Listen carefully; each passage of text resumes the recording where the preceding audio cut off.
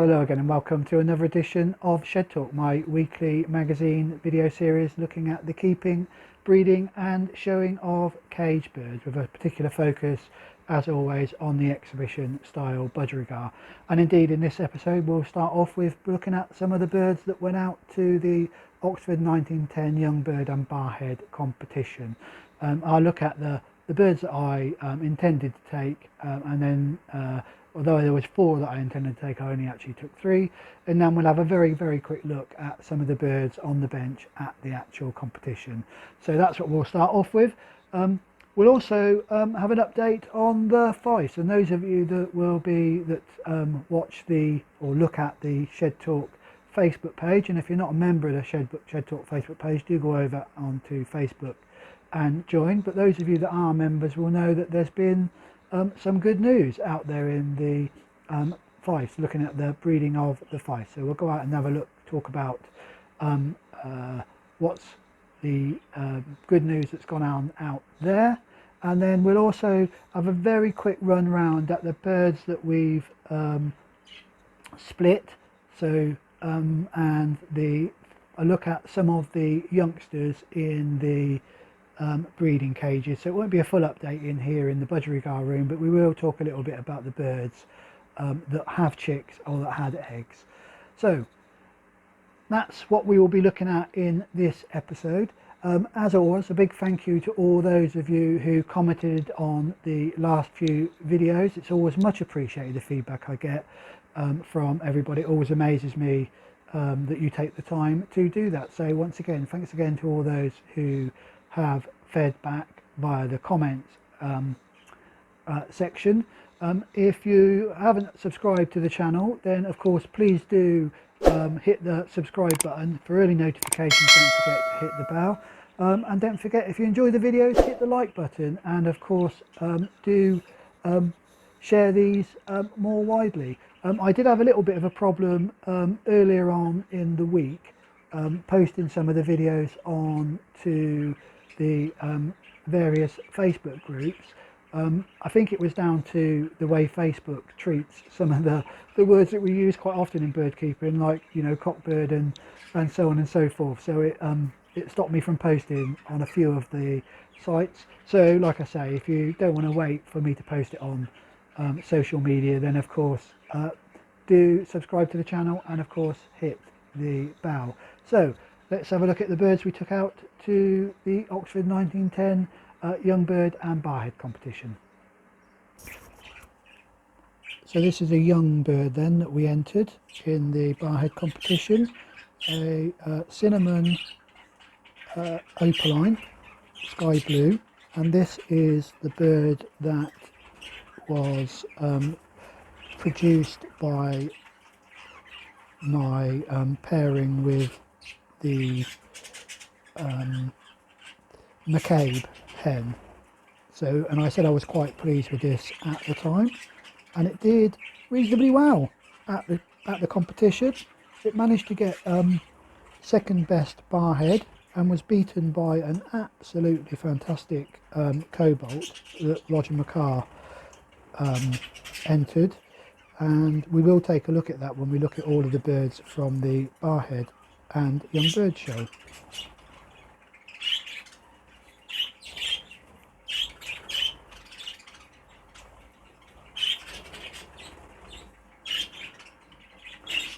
And a barhead, almost a true barhead. It was just actually breaking its cap for the competition, but unfortunate that the judge decided it was to go in the barhead section, and in actual fact it did reasonably well for me in the barhead section. So like I say, this is a dark green, and again another bird that I really quite liked. The only thing I'd say about it is it's a bit hasn't got much above the eyes, so that would be my only real concern about this particular bird. But otherwise really nice bird, and as I say, it did well for me, and it actually took, let me just double check, third best barhead behind 2 barheads of Neville and Jenny.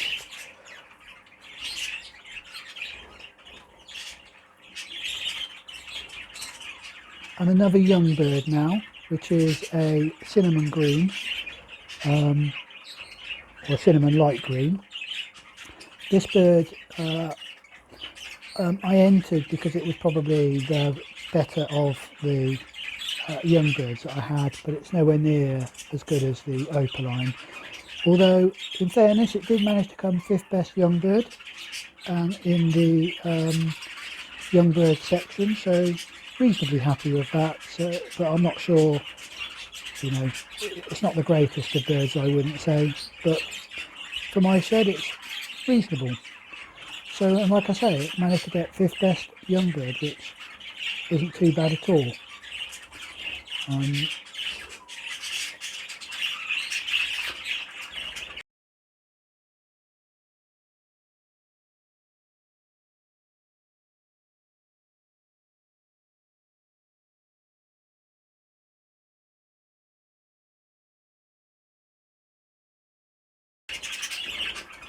I did say I only took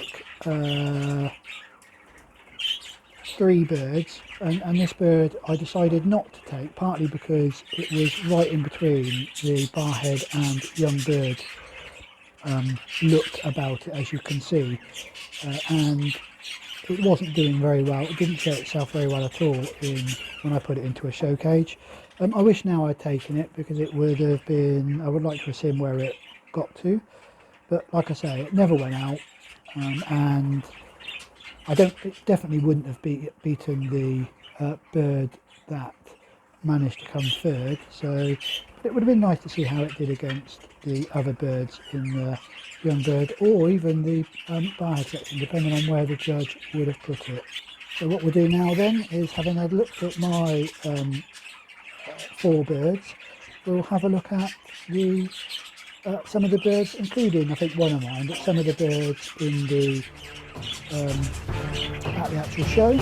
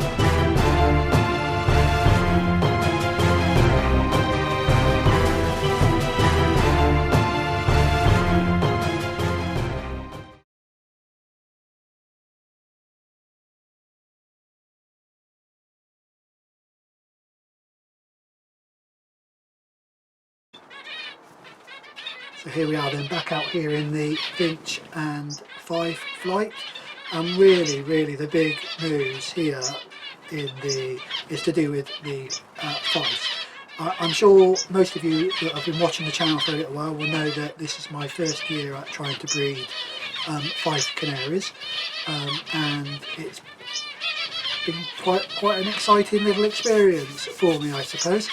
And I have a single pair of fife canaries, and they have been in the breeding cage, and you will remember probably from the last video that I had taken the divider out.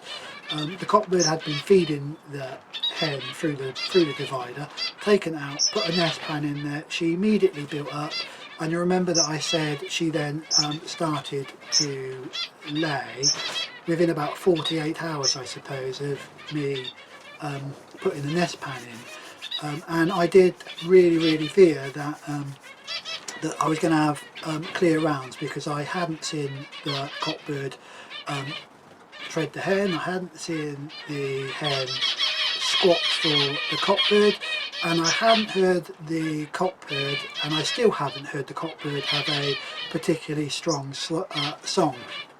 He gives a little chirp, but it's not a massively strong canary type song that I've been hearing, you know, that I hear when I go out to the shows, hear him singing there, and that I've been hearing when I've been watching some of the other canary channels. So I was a little bit worried that we were just going to have eggs and clear eggs. So was I right in thinking that we were going to just have a round of clear eggs? No, I wasn't. Lo and behold, when I candled the eggs, the first one was clear, and I expected that. It looked a different colour actually to all of the others. Right from day one it looked a different colour than all of the others. So the first one was clear.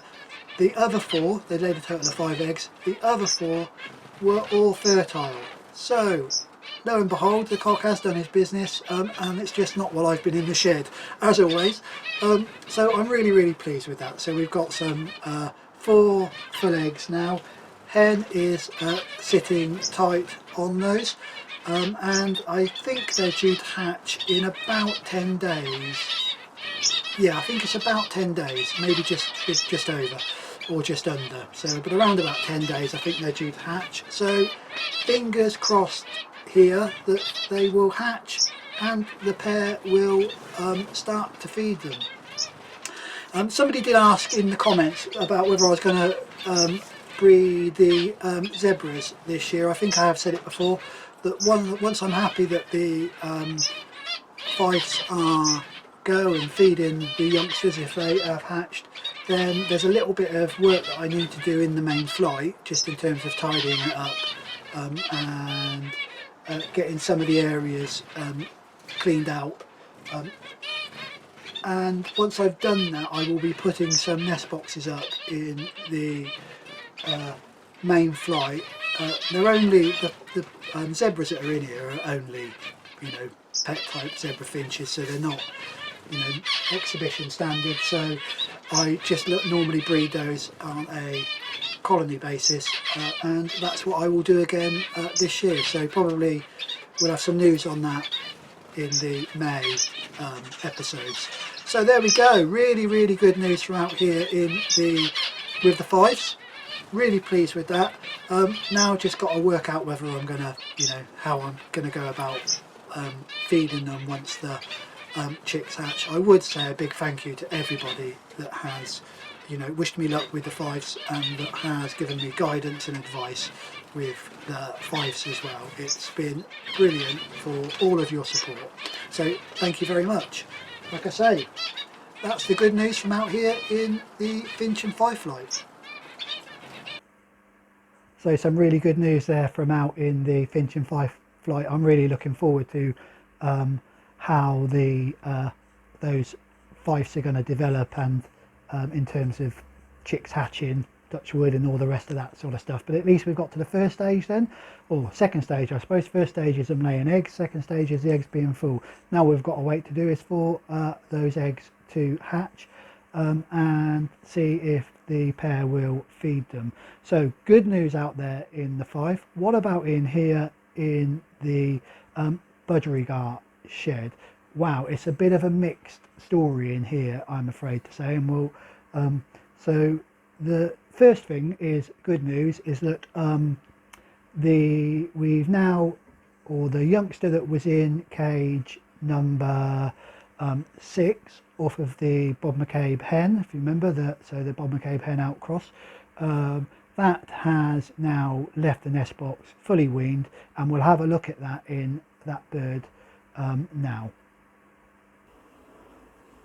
So this is the youngster out of the cage number 6.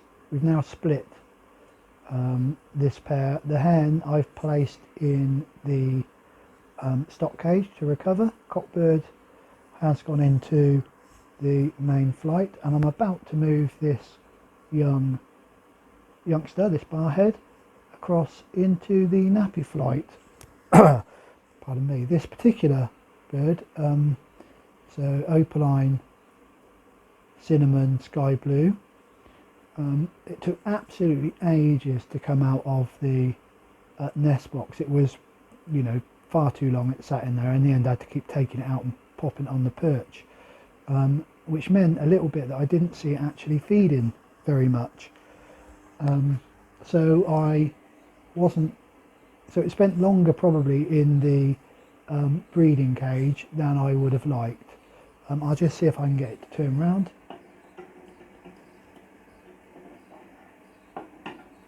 Probably not. Not doing too badly, given it's only just, this is its first outing in a show cage. And as I say, this is in off of the pair that were in cage number 6. Sorry, I think I said 4 earlier, didn't I? Cage number 6. And so this is the final bird that we're going to get this breeding season, I think, off of the McCabe outcross hen. So we did manage to get 2. And of course this is a sibling, although not a nestmate, but a sibling to the opaline sky blue that we looked at when we looked at the young bird and barhead competition. I don't think this one's going to be quite as good as its sibling, but who knows. And it's a hen, so we may just be lucky, and at least I've got a hen that I can pair back out with some of the McCabe bloodline in it. So there we go, that's the last of the birds that are going to be a split so far. And I'll just now pop this one back into the nappy flight. So there we are, When that's the bird from the Bob McCabe outcross. I just hope that that youngster will develop into something that looks very similar to its sibling that we saw do reasonably well for me at the Oxford 1910 Barhead and Young Bird competition. So that's one of the good things. So as always in bird keeping has its ups and downs. So there has been a down in the shed, and that's to do with the youngsters off of the Cobalt in cage number 9, I think it is, yeah, cage number 9. You'll remember that these had 5 eggs, I think it was, all of which were full in their final round that they're doing, and 3 of them had hatched, and I then moved 2 of the eggs, or fostered out 2 of the eggs into cage number 8 because all of their eggs were clear.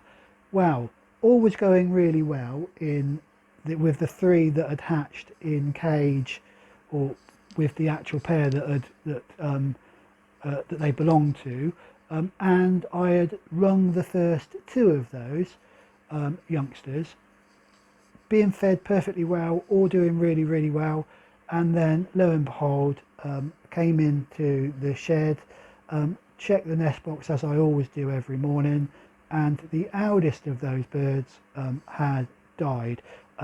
Only just died because it was still quite warm, but was very clearly dead.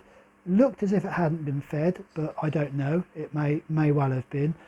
But there was no sign of injuries, and as I say, the day before it was, fine, perked, moving around the box as reasonably well. So I had no understanding as to why we've lost that adult. The other 2 in there, currently they're being fed and they look okay. I'm going to ring the 3rd chick in there in the next couple of days, so I'm keeping my fingers crossed here that the last 2 in there will be all right. If I was to be honest, they look a little bit small, but that might be just, as always happens when you have a bit of a problem in a nest box, you tend to see things, or can see things, that aren't actually there, just because you're worried that the rest are going to go downhill. But they do look a little bit small,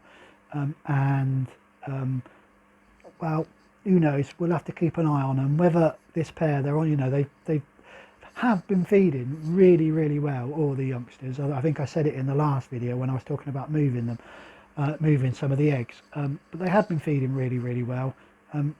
Maybe they've just got to the end of it and they're getting a bit bored of being in there. This will be their final round anyway, so yes. So anyway, that's the downer in there. We've still got 2 chicks in there. On the upside, I moved the two final eggs that were in there from that nest box and fostered them out into the box in cage number 8, as I say. They had a full round of clear eggs, and they were due to hatch a similar time to these, so I took those eggs out and popped the 2 final eggs from the cobalt round into there. I'm now pleased to say both of those are hatched, both have been fed, and both doing reasonably well. So like I say, a downer on the losing the eldest of the chicks, but at least we've now got or at least the chicks that are in that I fostered out, the eggs that I fostered out have hatched and have been fed, which is always a little bit of a concern, isn't it, right towards the end of a round. So some ups and downs going on in the budgerigar shed. In terms of the other pairs, currently nothing from the final pairs. In fact, I haven't got that many pairs down now. In total, I've got 4 pairs down, and the 2 that are in that I've got the chicks, they're going to be split at the end of this round, so it'll just leave me with 2 pairs at the moment in the wire cages, who are currently not doing very much. But there we are. So that's it from in here in the budgerigar shed.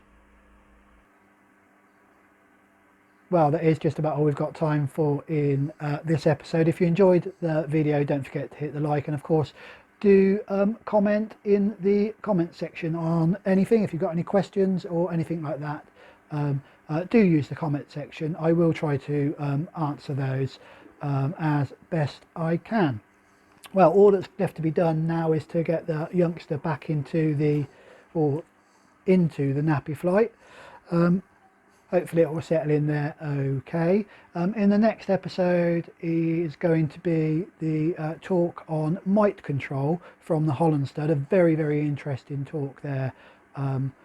That was at the Swindon Budgerigar Society meeting. So I'm hoping that will come out in the next episode, so don't miss that. But of course, until then, as always, do stay safe and enjoy your birds.